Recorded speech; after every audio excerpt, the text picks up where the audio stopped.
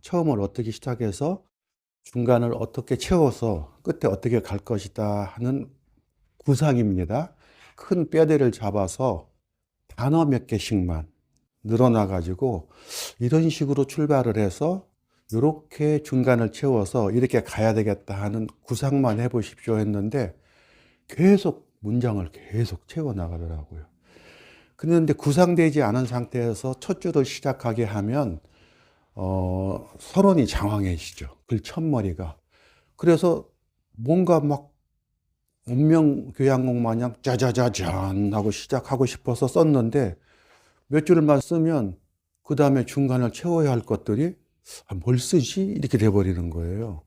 그래서 큰 뼈대를 잡는 것이 굉장히 중요하다 해서 처음에 중간에 마지막을 어떻게 큰 뼈대를 잡을 건지 단어 몇 개만 메모를 해 보십시오. 이렇게 말씀을 드렸는데 계속 문장을 쓰려고 하시더라고요. 그래서 조급하시구나 이런 생각이 들었는데 그래서 이번 시간에 다시 한번 큰 뼈대를 잡는 게 얼마나 중요한가 하는 것을 강조하려고 제가 교재를 만들어 온 거거든요. 그림의 비유를 해볼게요. 그림을 그리는데 두 어린이에게 A라는 어린이에게 B라는 어린이에게 그림을 주었어요. 그랬더니 어떤 어린이는 일단 백지에 A라는 어린이는 이렇게 해놓고요. 일단 네가 어떤 그림을 그릴지는 모르지만 내가 시키는 대로 해봐. 얼굴을 그릴 거거든. 그런데 동그라미를 일단 하나 그려봐. 얼굴을 그릴 거니까. 그러면 어떤 어린이는 이렇게 동그라미를 그리는데 되게 이렇게 그렸고요. 어떤 어린이는 물어봐요. 얼굴만 그릴 거예요? 그렇지. 얼굴만 그릴 거야. 그러면은요. A라는 아이가 그림을 잘 그릴 것 같아요? B라는 아이가 그림을 잘 그릴 것 같아요? 얼굴만 그린다고 했는데. 예. 그러면요. 코, 눈, 입, 귀 다 세세하게 그리지 않아도 이미 B가 잘 그릴 것이다. 자기가 말하고자 하는 것을 되게 섬세하게 표현할 수 있을 것이다 하는 걸 알 수가 있어요. 이걸 보고 우리가 뭐라고 하냐면 스케치라고 하죠. 그림을 어떤 방향으로 그려나가야 되겠다 하는 구상의 첫 단계가 스케치란 말이죠. 그럼 글도 그래야죠. 어떻게 시작해 갖고 어떻게 펼쳐서 어떻게 마무리를 해야 되겠다. 그죠? 그래서 저는 계속 석 줄만, 세 단어만 고민을 해봐라. 첫 시작은 이런 단어로 출발을 해서 가운데는 이렇게 채워가지고 끝에는 이렇게 마무리해야 되겠다. 이거를 계속 강조를 했던 거예요. 그리고 우리가 얘기했던 것처럼 내가 한 달 뒤나 두 달 뒤에 천자 정도 쓸 그런 훈련을 하고 있는 거라면 지금 한 줄도 안 써도 돼요. 그렇잖아요. 천천히 시간을 밟아서 200자 쓰고 400자 쓰고 600자 쓰면 되거든요. 그러니까 지금 조급하게 어떤 문장으로 뭘 해야 되겠다 고민할 필요가 없는 겁니다. 그래서 처음 석 줄, 서론에 어떤 한 줄로 출발할 것인지 그 한 줄도 부담스러우면 단어만 쓰면 됩니다. 단어. 그 다음에 두 번째 어떤 단어로 살을 불려서 양을 채워야 되겠다. 그 다음에 마지막에 어떤 단어로 마무리해야 되겠다. 이 세 개만 잡는 거거든요. 그래서 그 선생님들한테 나눠드리는 것이 처음, 가운데, 끝이에요. 널찍널찍하게 띄워놨잖아요. 예. 한 줄 한 줄 쓰고서 그 밑에다가 어떤 문장으로 채울 것인가 고민해야 할 공간이 필요하니까 널찍널찍하게 띄워놨거든요.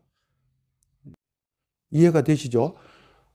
근데 지난번에 석줄 쓰라니까 다 붙여놔가지고 이제 뭐 한 문장만 보태려면 막 살표를 해가지고 저쪽에다가 갖다 써서 끌어다 붙이고 그러니까 이제 복잡해져요. 그래서 항상 글 공부할 때 이렇게 큼직큼직하게 띄워 놓으시면 됩니다.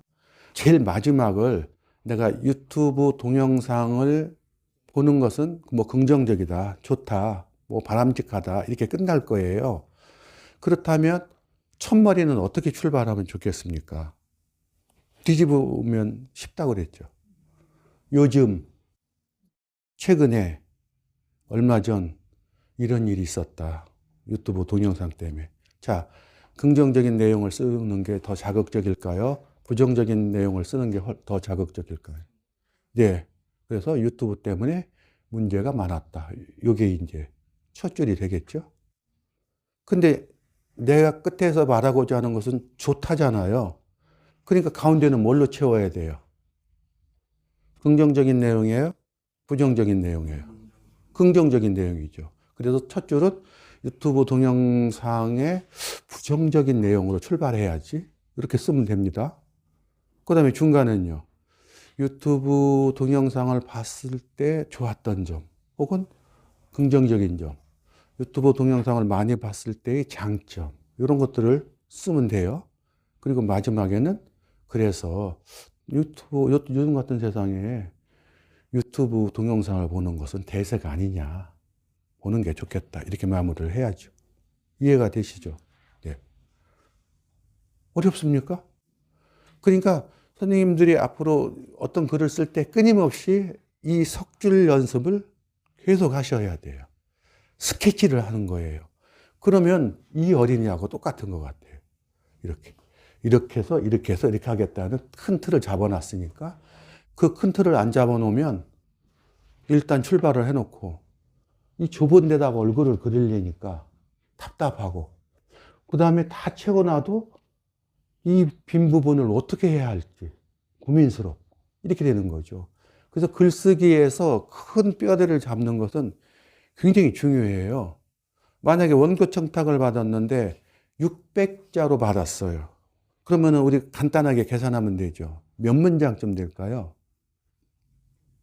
600 나누기 40. 40 배웠죠? 그러면은 15문장이에요. 15문장이면,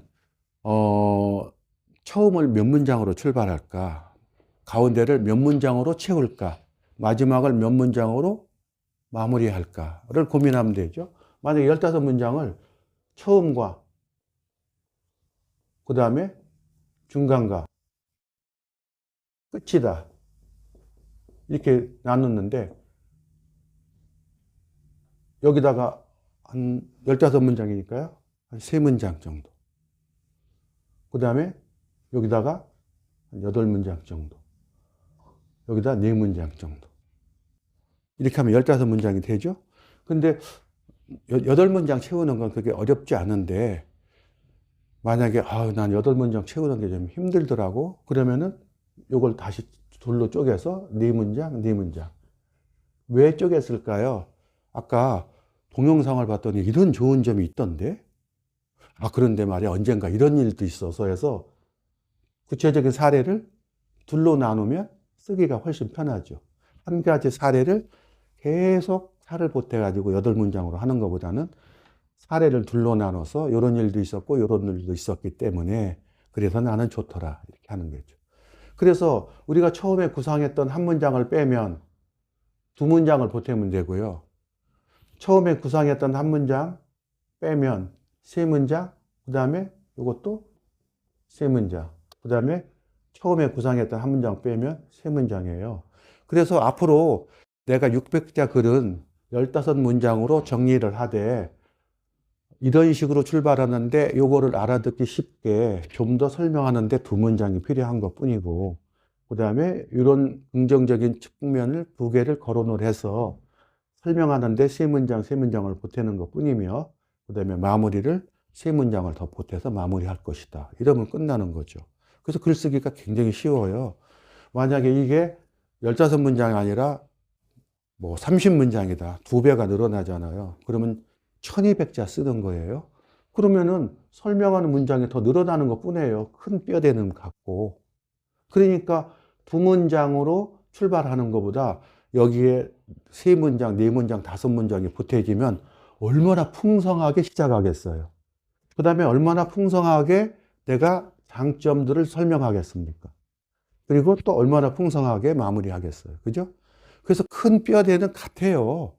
이런 식으로 뼈대를 갖춰서 간다는데 문장 개수에 따라서 풍성하냐 풍성하지 않느냐의 차이일 뿐이지, 이것이 말하자면은 30문장, 1200자, 600자, 1200자의 글의 내용이 다른 것이 아니라 큰 뼈대는 같은데 좀 더 상대방을 이해하기 쉽게 예를 들거나 다시 말해서 변문을 보태서 풍성하게 하는 과정이 다를 뿐이라는 거예요.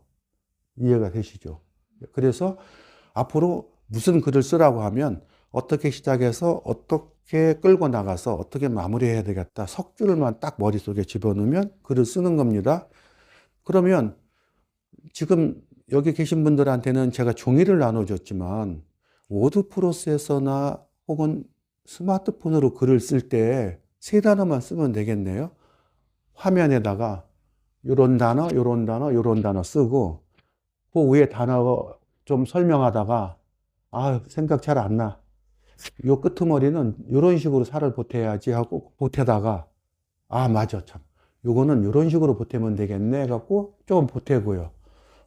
가서 물 마시고 커피 한잔 하시고 바람 싹 쐬고 와가지고 좋은 생각 났다 해가지고 요 가운데를 또 이런 식으로 살을 더 보태야지 해가지고 지금은요 글쓰기가 더 좋아요. 그리고 한참 썼는데 굳이 이런 문장이 여기 있을 필요가 있을까 하면은요 블럭 설정을 해가지고 잘라서 다른 데다 붙여버리면 되잖아요. 그래서 저는요 옛날에 원고지 글 쓰는 세대가 아닙니다. 저도 워드 프로세서 글을 쓰기 시작했는데요 얼마든지 써요. 쓰고 나서 읽어보고요. 그 다음에 보내기 전에 또 읽어보고. 그 대신 책으로 만들 글이라면 반드시 프린터로 뽑아봤어요. 그래서 화면으로 보는 느낌하고 종이에 인쇄되었을 때의 느낌이 또 다르더라고요. 그래서 프린터로 뽑아가지고 쭉 읽어보면 위에서부터 아래까지 슬슬 읽혀 내려가면 보내고요. 이거 끌적지근한데 하면은 바꾼다던가 보탠다던가 이런 식으로 했습니다. 그래서 요즘은 스마트폰이나 컴퓨터 워드로 글을 쓰는 세상이라 훨씬 쉽습니다. 석 줄만 잡으면 문장을 보태는 것은 옛날보다도 훨씬 쉽다는 거죠. 이렇게요. 첫 문제는 제가 설명을 했으니까 이제 두 번째 문제를 이제 선생님들이 이제 한번 해보시는 거예요. 유튜브 동영상을 보는 것은 좋다 해가지고요. 긍정적인 측면을 던지면서 본론을 채우고 그리고 결론을 내릴 거예요. 그러니까 아까는 제일 끝에 썼던 문장을 지금은 제일 첫머리다가 옮겼거든요. 뼈대의 중요성에 대해서 지금 말씀드리려고 해요. 만약에 그런 것을 첫 문장으로 내놨다. 유튜브 동영상을 보는 것이 좋다는 사람들이 많더라. 최근 유튜브 동영상을 많이 보더라 해가지고 서론을 출발을 할 거예요.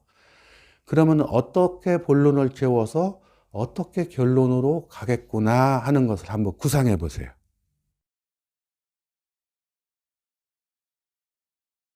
석줄 뼈대 잡는 게 이제 되게 중요하고 쉽지가 않아요.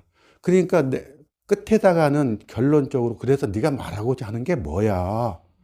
아니 필요한 시간을 활용하니까 그러니까 필요한 시간을 활용하니까 내가 가볼 수 없는 세상도 볼 수 있어. 그래서 이렇게 되는 거예요. 좋다고. 그래. 내가 지금 너한테 물어보잖아. 좋냐, 싫으냐. 근데 왜 자꾸 딴소리를 해? 여기 자꾸 딴소리를 하는 거예요. 그래서 제가 결론 끝에, 글 끝에다가 좋은가, 싫은가를 쓰시오. 선택하시오. 그래가지고 그 선택만 하면 되는데 그렇게 그게 어려워요? 그리고서는 왜 좋다라고 생각했는지 그 이유를 가운데다 쓰시면 됩니다. 이 얘기를 하려고 했는데 그런 얘기를 벌써 끄트머리에 써놨는데 그 끄트머리에 들어가려고 했던 그 이유들이 바로 가운데를 채워야 할 부분이거든요. 그러니까 지금 머리말에 써야 할 부분과 가운데 마지막에 써야 할 그 각 문장의 성격이 각각 다 달라요. 머릿말에 써야 할 문장은 글의 호기심을 불러일으키는 그런 문장이고, 그 다음에 맨 마지막은 그래서 말하고자 하는 게 뭔데 하는 너의 생각, 주장이에요. 근데 그런 주장을 하게 된 근거는, 이유는 뭐야가 가운데를 채워야 하는 부분이거든요. 나는요, 시간을 활용할 수 있어서요. 자꾸 그 얘기를 하는 거예요. 그래서 이유를 대는데 제가 물어본 것은 좋다 싫다였을 뿐이에요. 그래서 그걸 구별을 못하고 있다. 여기 계신 선생님들은 좋다만 선택을 하셨네요. 나쁘다를 선택할 수는 없나요? 우리 배운 공식대로 한다면 머릿말을 예, 유튜브 동영상을 보는 것은 좋다고 하는데, 머릿말, 나는 이런 이유 때문에 저 뒤에 있는 분이 쓰셨더라고요. 잘못 지식을 받아서 편협된 쪽으로만 계속 보면서 사람들이 가치관이 삐뚤어지더라. 그래서 결론, 끄트머리. 나는 유튜브 동영상 보는 거 좋지 않게 생각한다. 나쁘다. 이렇게 쓸 수가 있죠. 그래서 이 끄트머리 제가 좋다, 나쁘다를 선택하라고 하는 것은 나쁘다고 하면 왜 나쁘다고 하는 이야기를 가운데다가 채울 수 있었어요. 근데 이 앞에 여기 계신 요 선생님은 나쁘다, 좋다를 선택하라 했더니 고민을 해요. 둘 중에 하나라서 50%인데 왜 그런 줄 아세요? 생각이 너무 많은 거예요. 세상의 모든 일을 나쁘다, 좋다라고 결정할 수 있어? 유튜브 동영상을 보는 게 좋은 점도 있고 나쁜 점도 있지. 이 생각을 하니까 강사가 좋다, 나쁘다 선택하라니까요. 그러니까 망설이는 거예요. 좋다라고 하기에도 찝찝한 부분이 있고 나쁘다고 하기에도 찝찝한 부분이 있어요. 그래서 나온 결론이 뭐냐면 제일 끝에다가 좋은 측면도 있고 나쁜 측면도 있다. 그게 정답입니다. 그죠? 그래서 요 선생님은 그걸 살짝 비틀어서 뭐라고 하냐면 기준에 맞는 분별력 있는 동영상 시청은 괜찮다. 그럼 분별력 없는 동영상은 나쁘다죠. 같은 얘기예요. 좋을 수도 있고 나쁠 수도 있고. 그래서 제가 아까 처음에 뭐라고 말씀드렸냐면 이렇게 문장을 던져놓으면 다양한 결론이 가능하다.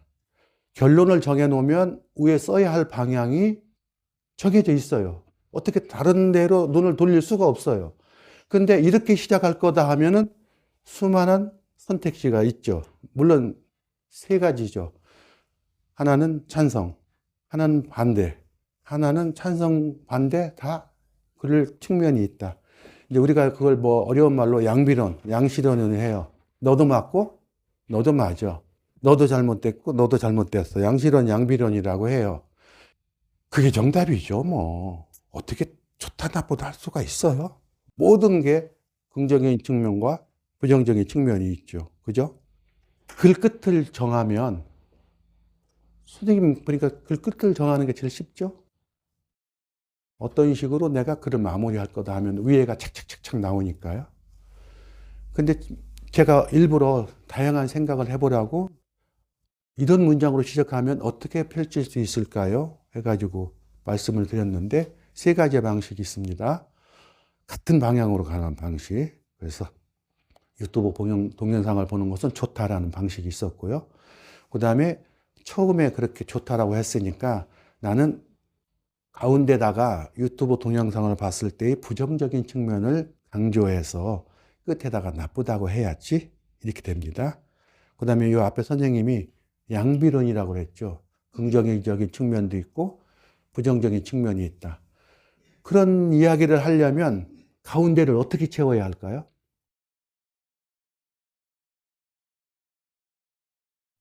만약에 8문장이라면.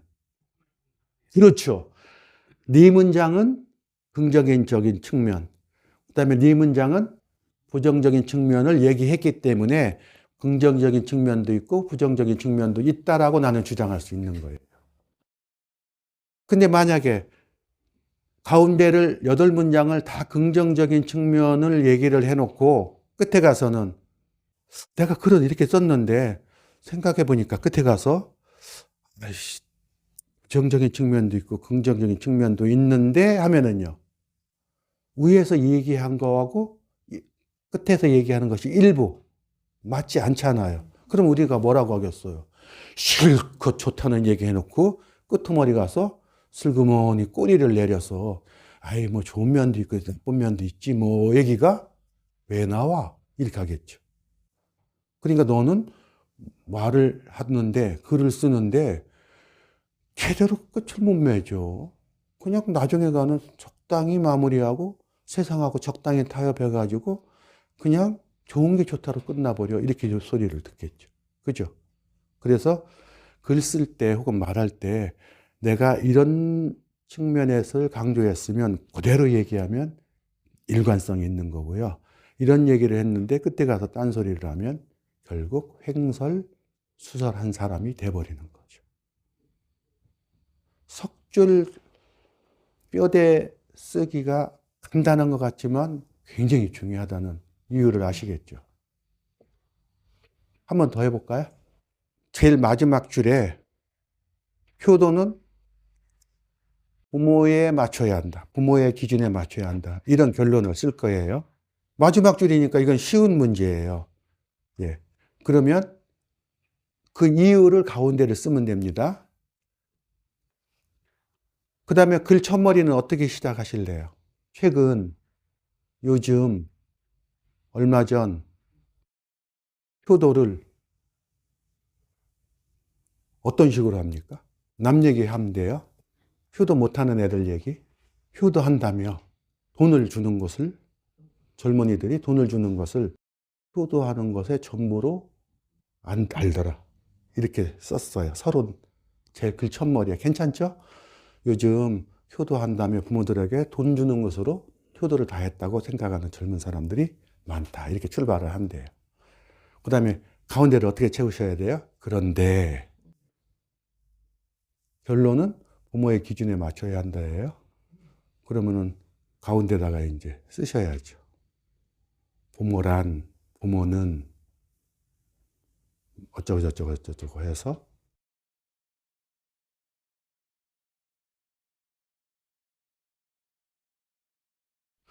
석줄을 쓰는데 처음 첫머리를 잡아주고 여기 계신 분들한테 가운데 한 줄과 마지막 한 줄을 쓰라니까 가운데 써야 할 말인지 마지막에 써야 할 말인지를 모르시는 분들이 많았어요. 그랬는데 제가 그냥 끝에 한 줄을 딱 잡아주니까 굉장히 잘 하시네요. 가운데다가 이런 걸로 한 줄 쓰면 되겠군 해요. 왜냐하면 채우지 않아도 되니까. 채울 필요가 없으니까. 그러면은 제가 잡아줘야 됩니까? 선생님 글 쓸 때마다 이런 걸로 하세요. 이런 걸로 하세요. 그죠? 그러면 본인이 잡아야죠. 그러면은 다 끝난 거 아닙니까? 효도 얘기 나오면 나는 이렇게 잡아야지 하면은 그다음서부터는 글 쓰실 수 있다는 얘기잖아요.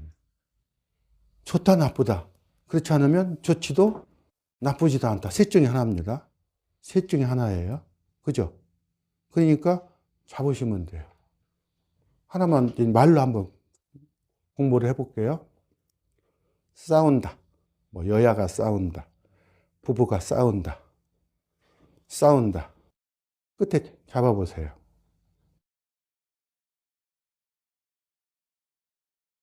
지기 싫다. 지기 싫다. 이렇게, 예. 선생님 생각을 얘기하는 것이 아니라 싸움에 대해서 싸운다. 그러면은 셋 중에 하나라고 했잖아요. 싸워야 한다.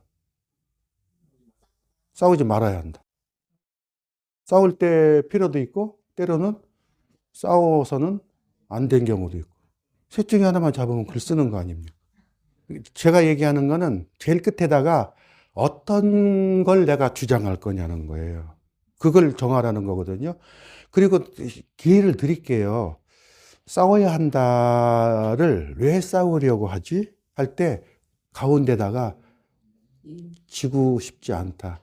이겨야 우리 사회는 모든 것을 얻을 수 있다. 이런 이야기를 쓸 기회를 준다니까요. 그러니까 끝에다가 한 줄만 어떻게 쓸 것만 결정을 하라는 거예요. 그래서 선생님 앞으로 글 쓸 때요. 끝에 뭐 한 줄만 잡으면 그 다음에는 글이 술술 되는 거예요. 근데 그 끝을 못 잡으시네요. 대체로 보니까. 근데 그게 어려울 게 뭐 있어요. 셋 중에 하나인데. 셋 중에 하나. 간단하잖아. 끝에다가 사람을 함부로 무시해서는 안 된다. 사람을 함부로 무시해야 된다. 이거는 안 될 건데요. 그 다음에 때로는 무시할 수도 있고 또 무시해서는 안 될 때도 있다. 무시할 때도 있고 존중해야 할 때도 있다. 이거는 셋 중에 하나가 아니네요. 아무리 우리가 개방된 사회라도 사람을 함부로 무시해서는 좋다라고 할 수가 없는 거죠. 옛날에 같으면은 그게 가능하겠죠. 고려시대나 조선시대 때 같으면. 그러니까 사람을 어떻게 대접할까? 그럼 선생님 잡으시면 됩니다. 나는 누가 뭐래도 그래도 물론 뭐 안 그럴 때도 있겠지만 그래도 나는 그냥 사람은 존중받아야 해. 무시해서는 안 돼. 나는 그냥 이 길로 갈 거야. 이런 사람도 있고 좀 마음이 약한 사람은 다 그렇게 하면 사람을 바보로 알아요. 그래서 대체로 사람들은 존중을 해줘야 되지만 때로는 나한테 함부로 하는 사람한테는 나도 무시해도 돼. 나 이렇게 쓸 거야. 이렇게 둘 중에 하나만 쓰면 되잖아. 됐죠? 그러면은요, 또 말로 해봅시다. 사람을 무시해서는 안 된다. 혹은 존중해야 한다. 라고 하면 가운데 뭘로 채우실 거예요? 가운데? 머리 채우는 건 했잖아요. 무시해서는 안 된다 하니까 요즘 무시하는 경향이 있더라. 요즘 사람을 존중하지 않더라. 이렇게 쓰면 돼요. 그리고 머리 출발하는 건 다 배웠어요. 가운데 뭘로 채우실 거예요? 사람을 무시해서는 안 된다 했으니까 무시했을 때의 문제점에 대해서 가운데로 채우면 되죠. 그죠? 사람을 존중해야 한다라고 만약에 무시해서는 안 된다를 좀 부드럽게 바꿔서 이웃 사람을 존중해야 한다라고 하면 가운데는 뭘로 채우면 되죠? 사람을 배려했을 때, 존중했을 때의 좋은 점. 이제 척척 이제 답이 나오시네요. 됐죠? 그런데 우리 양비론, 양시론이 있었죠. 대체로는 존중해야 하지만 때로는 무시해도 될 사람도 있어라고 한다면 가운데를 어떻게 채워야 돼요? 대체로 존중했을 때의 좋은 점과 함부로 무시해야만 할 수밖에 없는 이유, 이걸 두 개를 써줘야 결론에 가서 때로는 무시해도 돼라는 결론이 가능하죠. 이해가 되죠? 그러니까 끝에 한 줄 글에 나가야 할 방향을 잡는다는 게 굉장히 중요하군요. 그것만 잡으면 그 위에가 저절로 결정이 되니까. 이해가 되시죠?